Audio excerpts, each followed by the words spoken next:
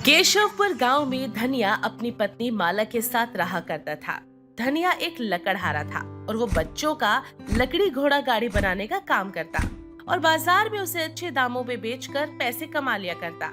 लेकिन कुछ दिनों से धनिया का काम बहुत ही मंदा चल रहा था, जिस वजह से धनिया अपने घर की 2 वक्त की रोटी का पैसा भी नहीं निकाल पा रहा था। अजी, कुछ समय से लकड़ी के घोड़े गाड़ी नहीं बिक रहे हैं, फिर भी आप इस काम को क्यों नहीं छोड़ रहे हो? मैं तो कहती हूँ जमींदार के खेतों में मजदूरी करके घर चला लेते हैं। तुम कह तो ठीक रही हो, लेकिन तुम भी तो जानती हो ना, इस लकड़ी का घोड़ा गाड़ी बनाकर 30 सालों से कमाकर खा रहा हूँ मैं। देखिए, ये तो मैं भी समझ रही हूँ कि आप 30 सालों से इस लकड़ी के घोड़े गाड़ी से कमा कर खा रहे हो, लेकिन अगर इसमें कमाई ही नहीं हो रही है तो क्या हम भूखे मर जाएं? अरे नहीं नहीं, भूखे मरने की नौबत क्यों आएगी? कुछ ना कुछ जुगाड़ हो ही जाएगा, तुम चिंता मत करो। ये तो मैं पिछले कई महीनों से सुनती आ रही हूँ कि मैं कुछ न कुछ जुगाड़ करता ही रहूंगा। कभी आपकी एक घोड़ा गाड़ी नहीं बिक रही है तो कभी 2 और किसी किसी दिन तो एक भी नहीं बिकती। अब भला हमें ऐसे में घर कैसे चला सकते हैं? धनिया अपनी पत्नी की बात सुनकर उदास हो जाता है। धनिया 30 सालों से लकड़ी का घोड़ा गाड़ी बनाकर अच्छा कमा रहा था, लेकिन कुछ समय पहले तक तो उसकी कमाई धमाई अच्छी चल रही थी। लेकिन उसके बाद ही उसके पड़ोसी कमलेश भी धनिया को देखकर घोड़ा गाड़ी बनाकर सस्ते दामों में बेचने लगा था, जिस वजह से धनिया की लागत भी नहीं निकल पा रही थी। एक रोज तो धनिया उदास मन से जंगल की तरफ लकड़ी काटने निकला था। तभी वो देखता है कि कमलेश भी उसी के सामने लकड़ियां काट कर ले जा रहा है और वो धनिया को देखकर रुक जाता है। अरे धनिया भाई, मुझे तुम्हारे लिए बहुत बुरा लग रहा है। माँ बता रही थी तुम्हारी कमाई धमाई नहीं हो रही है। कोई बात नहीं, कभी कभी होता है ऐसा। वैसे भी तुमने बहुत कमा लिया है, अब इन पैसों में बैठ के मजे करो। कमाया भी तो परिवार के लिए ही था, अब कितने दिन तक बैठकर खाऊं?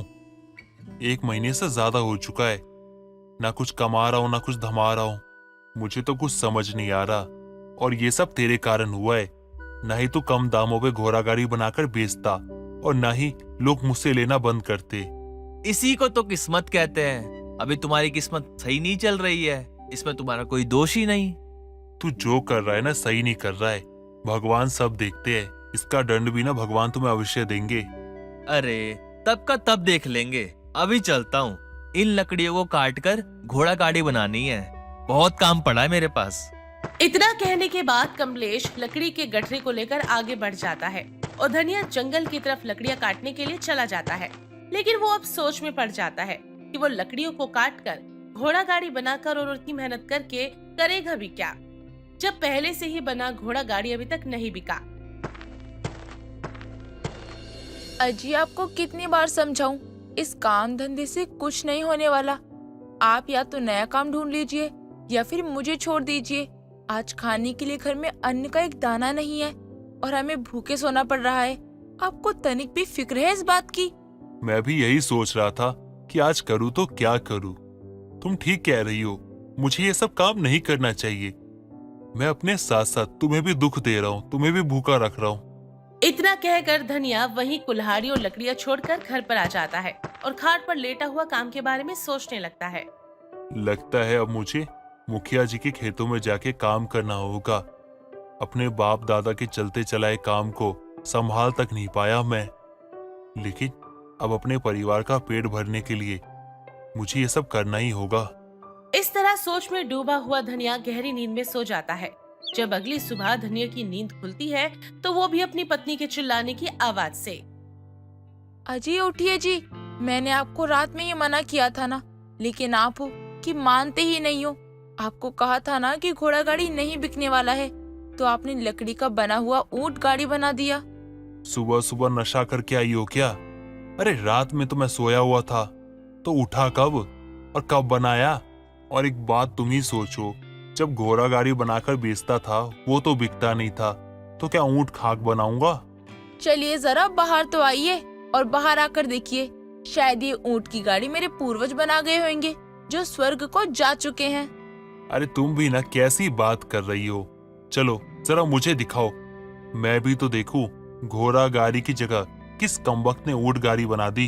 अब जब धनिया घर से बाहर आता है तो वो देखता है कि कई सारे ऊंट गाड़ी बनाए हुए रखे हैं, जिसे देखकर गांव वाले भी हैरान हैं, क्योंकि वो ऊंट गाड़ी बहुत ही सुंदर बनाया गया था।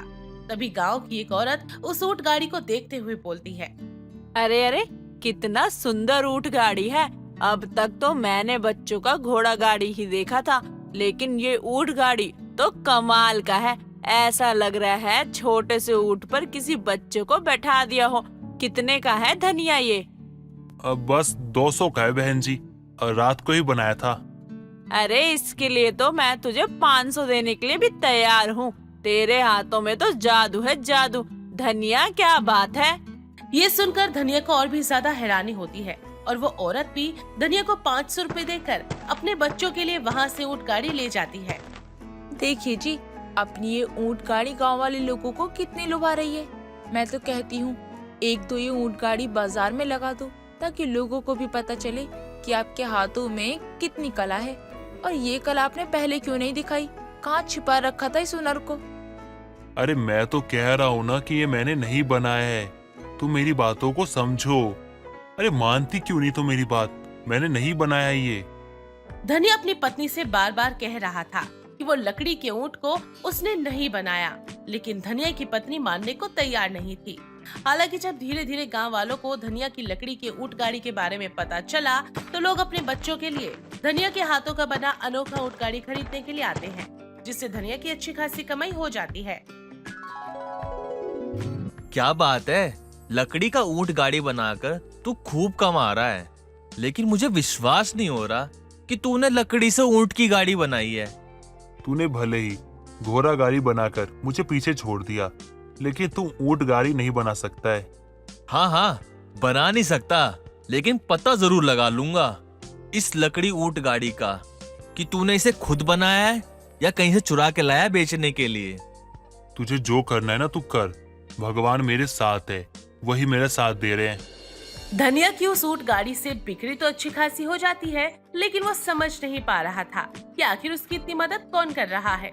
ऐसे ही 2 से 3 दिन बीत जाते हैं और हर रोज सुबह के समय ढेरों लकड़ी के बने ऊंट गाड़ी तैयार होती, जिसे धनिया बाजार में बेच आया करता।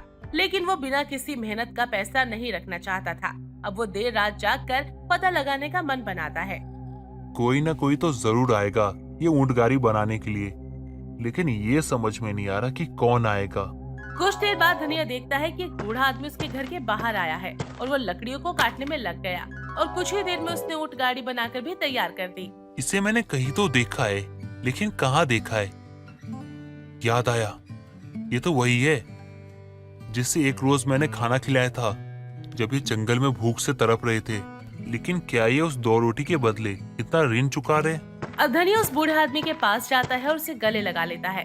ये देखकर वो बूढ़ा आदमी धनिया की पीठ थपथपाकर धनिया से कहता है, तुमने मेरी मदद करी तो मैंने भी तुम्हारी मदद करी।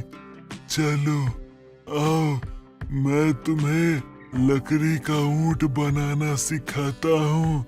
सीखोगे ना? हाँ हाँ, मैं आपके हाथों का हुनर और कला जरूर सीखना चाहूंगा, और आपने जो उपकार मुझ पे किया है ना, मैं उसको कभी भूल नहीं पाऊंगा। अच्छों के साथ अच्छा होता है, देर से होता है, लेकिन सब अच्छा होता है। धनिया अब जब भी मुसीबत में होता और उसके खाने तक के लाले पड़ने लगते, तो एक बूढ़ा आदमी धनिया की मदद करता, क्योंकि धनिया ने भी कभी उसकी मदद की थी। कोमल अपनी माँ रेखा और भाभी सुमन के साथ रहा करती थी। कोमल को चीज खाना बहुत पसंद था। वो हर चीज में चीज डालकर खाया करती थी। ऐसे ही एक दिन कोमल पिज्जा हाउस जाती है और एक्स्ट्रा चीज पिज्जा का ऑर्डर देती है और अपनी सीट पर जाकर बैठ जाती है। पिज्जा आने का इंतजार करने लगती है। इतने में उसकी कॉलेज की दोस्त रिया आ जाती है और बोलती है, कोमल तू यहाँ? तू कब से पिज्जा हाउस आने लग गई है? इतने पैसे कहाँ से आ रहे हैं? आ गई अब बातें करते करते यही बैठ जाएगी और मेरा सारा पिज्जा खा जाएगी। पैसे देने की बारी आएगी तो किसी काम का बहाना बनाकर भाग जाएगी। कुछ तो बोल, क्या सोचने लग गई? पिज्जा हाउस में बर्गर खाने तो नहीं आऊंगी ना, पिज्जा खाने ही आऊंगी। और रही बात पैसे की, तेरी तरह नहीं हूँ जो बिल के टाइम पर भाग जाऊँ। ऐसे क्यों बोल रही है? चल आज मेरी तरफ से तुझे पिज्जा खिला देती हूँ। बता कौन सा पिज्जा खाएगी? रहने दे, पहले खिला देगी फिर बिल भी मुझसे ही देने को बोलेगी। बैठकर मेरे साथ पिज्जा खा ले, एक्स्ट्रा चीज पिज्जा ऑर्डर किया है। जब तो इतना बोल ही रही है तो मैं खा ही लेती हूँ, लेकिन पैसे मैं दूंगी, ठीक है? कोमल के कहने पर रिया बैठ जाती है और कुछ देर बाद कोमल का पिज्जा आता है और दोनों बैठकर साथ खाते हैं। और अचानक से रिया के फोन पर कॉल आता है और वो बोलती है, कोमल मुझे एक अर्जेंट कॉल आ गया है, अब चलती हूँ, तू बिल दे दियो। ये तो मुझे पहले ही पता था कि खाने के बाद तेरा एक अर्जेंट कॉल आना ही है। चल कोई बात नहीं, तेरा हमेशा का है।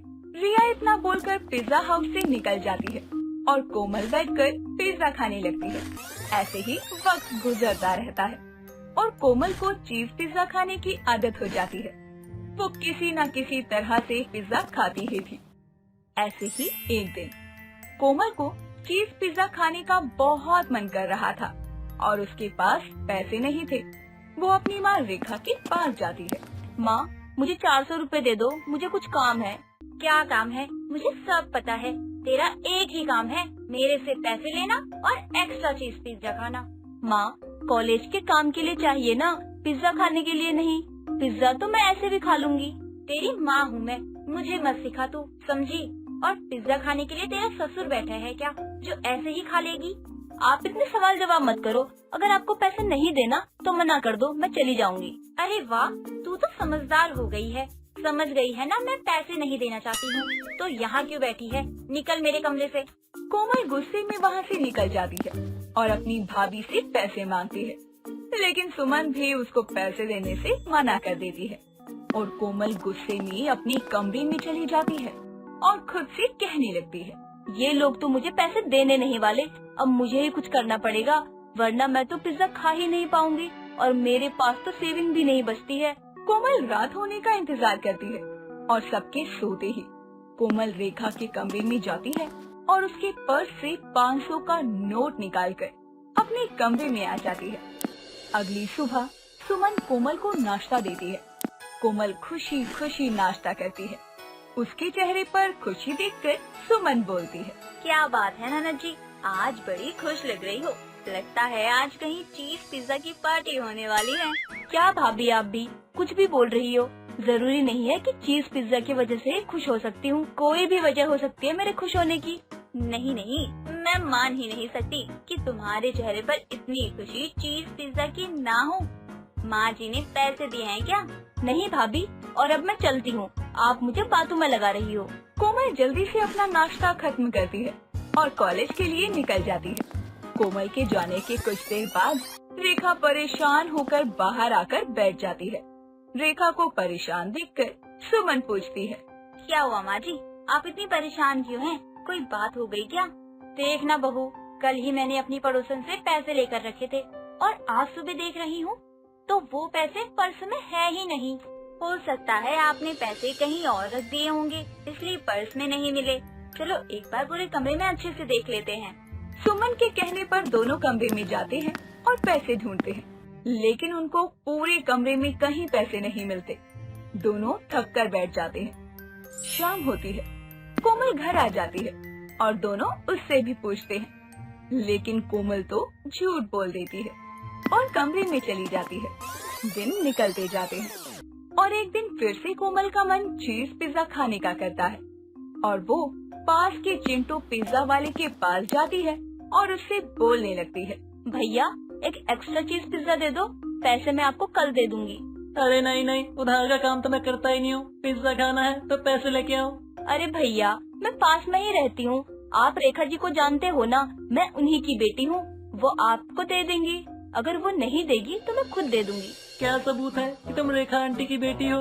कल को मेरा पिज्जा पचा गई तो मैं कहाँ ढूंढता फिरूंगा तुमको? आपके कुछ पैसों के पिज्जा से मेरा क्या होगा? अगर मुझे लेकर ही भागना होता तो ज्यादा लेकर जाऊंगी ना। हाँ हाँ ठीक है, पर पैसा थोड़ा जल्दी दे देना। चिंटू जल्दी से जाकर कोमल के लिए एक्स्ट्रा चीज पिज्जा लेकर आता है और उसको लेकर अब कोमल घर आती है और पिज्जा को खाते हुए खुद से बोलती है, अरे वाह, माँ ने पैसे तो नहीं दिए, लेकिन माँ के नाम पर पिज्जा जरूर मिल गया। अब मैं माँ के नाम पर उधार पिज्जा ले आऊंगी और रक्षाबंधन पर जो पैसे होंगे वो चिंटू पिज्जा वाले को दे दूंगी। कोमल पिज्जा खाकर बहुत खुश थी। एक तरफ वो हमेशा पिज्जा खाती और दूसरी ओर उसका वजन बढ़ता जा रहा था। ऐसे ही जब कोमल को पिज्जा खाने का मन करता, वो चिंटू की दुकान पर जाती और उधार पिज्जा लाकर खाती। ऐसे ही एक दिन फिर से कोमल उसी दुकान पर जाती है और पिज्जा लेकर घर आ रही होती है। तभी अचानक से कोमल को सुमन देख लेती है और खुद से बोलती है, कोमल यहाँ क्या कर रही है और इसके हाथ में पिज्जा कैसे है? इसके पास तो कोई सेविंग्स भी नहीं है, तो ये पिज्जा कैसे खा रही है? आज तो पता करके ही रहूंगी कि ये पैसे कहाँ से लेकर आती है। कोमल के जाते ही सुमन दुकान वाले के पास जाती है और उससे सब पता करके दुकान वाले को घर आकर पैसे मांगने को कहती है और घर आ जाती है। कुछ देर बाद चिंटू घर आता है और कोमल को आवाज लगाता है। आवाज सुनकर सब बाहर आते हैं और रेखा बोलती है, क्या हो गया? मुंह क्यों फाड़ रहा है? क्या लेना है तुझे? लेना तो मुझे है, वो भी पैसे, वो भी आपकी बेटी से, जो उसने पिछले 2 महीने से मुझे नहीं दिए। अबे यार, ये तो घर आ गया। अगर माँ को पता चल गया कि मैं उनके नाम पर पिज्जा लेकर आती हूँ तो आज वो मुझे ही पिज्जा बना देगी, वो भी डबल एक्स्ट्रा चीज के साथ। आज तो मैं गई। कौन से पैसे लिए हैं उसने तुझसे जो तू मांगने आया है? पैसा नहीं बल्कि उधार का पिज्जा खाया, जिसका बिल बहुत हो गया है। आज तो कुछ भी हो जाए, मुझे आज पैसा चाहिए। माँ, ये झूठ बोल रहा है। मैंने कोई पिज्जा नहीं खाया है। आप मुझे खुद देखो कैसे मोटी होती जा रही हूँ। मैं चीज पिज्जा खाऊंगी। अरे आप लोग अपनी बहस बाद में कर लेना मैडम, मेरे पैसे तो दे दो मुझे अपनी दुकान पर भी जाना है। मैं पूरा दिन निकाल नहीं सकता यहाँ पे। भैया, कैसी बातें कर रहे हो? कौन से पैसे? जब मैंने कुछ लिया ही नहीं है तो कौन से पैसे दूं आपको? बस करो कोमल, कितना झूठ बोलोगी? तुम रोज रोज पिज्जा लाकर खा रही हो, वो भी इस भैया की दुकान से। मैंने खुद तुम्हें पिज्जा लेते हुए देखा है। तुम्हारे पास तो पैसे ही नहीं होते तो पिज्जा कहाँ से लाती हो? हाँ माँ, मुझे माफ कर दो। मैंने आपके नाम पर उधार पिज्जा खाया है और उस दिन आपके पैसे मैंने ही चुराए थे। मुझे माफ कर दो, मैं अब से ऐसा कभी नहीं करूँगी। इतना झूठ बस एक पिज्जा के लिए? ऐसा कैसे कर सकती है तू? अगर हम तुझे पैसे नहीं देंगे तो तू पैसे चुरा कर खाएगी। रेखा चिंटू को पैसे दे देती है और कोमल से बिना कुछ कहे अपने कमरे में चली जाती है। इस वजह से कोमल को अपनी गलती पर बहुत पछतावा होता है और उसके बाद वो ना ही किसी से झूठ बोलती, ना ही चोरी करती और ना ही बहुत ज्यादा पिज्जा खाती। राधा बहुत ही संस्कारी थी। वो खाटू बाबा की बहुत बड़ी भक्त थी। उसका मन हमेशा से ही खाटू श्याम जाने का मन था, लेकिन उसके माता पिता ने कभी भी उसको खाटू श्याम जाने की आज्ञा नहीं दी। लेकिन जैसे तैसे राधा को खाटू श्याम जाने से रोका। कुछ वक्त बाद राधा की शादी रवि नाम के लड़के से हो जाती है और वो अपने ससुराल आ जाती है। अगले दिन सुबह जल्दी उठकर राधा घर का सारा काम करके पूजा करने लग जाती है। पूजा की आवाज सुनकर राधा की सास कांता आती है। बहू, तो इतनी जल्दी उठ गई और घर का सारा काम भी कर दिया। अरे आराम से उठ जाती। राधे राधे माँ जी, आज मेरा इस घर में पहला दिन है और मैं आज के दिन लेट उठूं? नहीं माँ जी। पर बहू, परवर कुछ नहीं माँ जी, आप जल्दी से जाकर तैयार होकर आ जाइए, मैं आपके लिए चाय बनाती हूँ। कांता राधा की बात सुनकर वहाँ से अपने कमरे में चली जाती है और राधा रसोई में जाकर चाय बनाने लग जाती है। कुछ देर बाद सभी आते हैं और नाश्ता करते हैं और बैठकर बहुत सारी बातें करते हैं। ऐसे ही दिन गुजरता जाता है। राधा अपने ससुराल की जिम्मेदारी बखूबी संभाल लेती है। ऐसे ही एक दिन कांता की पड़ोसन विमला कांता के घर प्रसाद लेकर आती है। ले कांता, प्रसाद रख। कहाँ गई थी तू जो प्रसाद लेकर आई है? अरे मैं कुछ दिन पहले ही तो खाटू श्याम गई थी, वहीं का प्रसाद है। अपनी बहू और बेटी को भी खिला दियो। अच्छा ठीक है, आज जब तू आ ही गई है तो मेरी बहू से भी मिल ले। कांता राधा को आवाज लगाती है और राधा को चाय लेकर बुलाती है। कुछ देर बाद राधा चाय लेकर आती है। राधे राधे आंटी जी, ये लीजिए चाय। राधे राधे बहू। अरे वाह कांता, तेरी बहू तो बहुत सुंदर है, बिल्कुल राधा रानी की मूर्त की तरह। और देख तो, इसका नाम भी राधा है। ये ले बहू, इस प्रसाद को मंदिर में रख दे। शाम को जब रवि आएगा तो उसको दे दियो। जी माँ जी। राधा इतना बोलकर वहाँ से चली जाती है और मंदिर में प्रसाद रख देती है। राधा के जाने के बाद विमला बोलती है, कांता एक बात तो बता, तेरी बहू भी खाटू श्याम की भक्त है क्या? पता नहीं, हमें तो उसने कभी नहीं बोला कि वो खाटू श्याम बाबा के मंदिर गई है। लेकिन तू ऐसे क्यों पूछ रही है? नहीं, ऐसे ही। तेरी बहू नमस्ते की जगह राधे राधे बोल रही है ना, इसीलिए पूछा। विमला और कांता कुछ देर बातें करते हैं और फिर विमला अपने घर चली जाती है। ऐसे ही दिन बीतते हैं और राधा एक दिन अपने पति से कहती है, सुनिए रवि जी, हम खाटू श्याम बाबा के मंदिर चलते हैं। मेरा बहुत मन है कि मैं खाटू बाबा के मंदिर जाऊं। नहीं राधा, अभी मेरे पास वक्त नहीं है। मैं तुम्हारे साथ खाटू श्याम नहीं जाने वाला, ठीक है? आप अकेली चली जाओ तुम, हम कभी और चलेंगे, ठीक है? मैं अपने मायके से सुनती आ रही हूँ, हम बाद में जाएंगे, लेकिन आज तक मैं खाटू बाबा के मंदिर नहीं जा पाई। अगर मेरे पास समय होता तो मैं तुम्हारे साथ जाता, लेकिन मुझे माफ कर दो, मेरे पास समय नहीं है ना, क्या कर सकते हैं। रवि की बात सुनकर राधा बहुत उदास हो जाती है और बिना कुछ बोले चुपचाप सोने चली जाती है। ऐसे ही दिन गुजरता है और राधा की उत्सुकता बढ़ती जाती है। ऐसे ही एक दिन राधा रसोई में खाना बना रही होती है कि तभी कांता आ जाती है। बहू, तूने रवि को खाटू श्याम का प्रसाद दे दिया था या भूल गई थी? हाँ माँ जी, मैंने रवि जी को प्रसाद दे दिया था और उन्होंने खा भी लिया था। कांता राधा की बात सुनकर एक गिलास में पानी भरती है और वहाँ से जाने लगती है। तभी राधा पीछे से आवाज लगाती है, माँ जी, मुझे आपसे कुछ बात करनी थी। हाँ बोल बहू, तुझे क्या बात करनी है? कोई बात है? कहीं बाहर जाने हैं या मायके की याद आ रही है? अरे नहीं नहीं माँ जी, मुझे तो बस आपको खाटू श्याम जाने के लिए बोलना था। मेरा बहुत मन है हम लोग खाटू श्याम बाबा के मंदिर जाएं, और बहुत सुना है उनके बारे में। दूर दूर से लोग उनके दर्शन के लिए आते हैं। क्या बहू, तू भी खाटू श्याम जाने की बात कर रही है? तुझे पता भी है खाटू श्याम कितना दूर है और वहाँ जाने के लिए मन में आस्था रखनी होती है। माँ जी, तभी तो कह रही हूँ कि हम लोग सभी चलते हैं, इसी बहाने सभी घूम भी लेंगे और बाबा के दरबार भी हो आएंगे।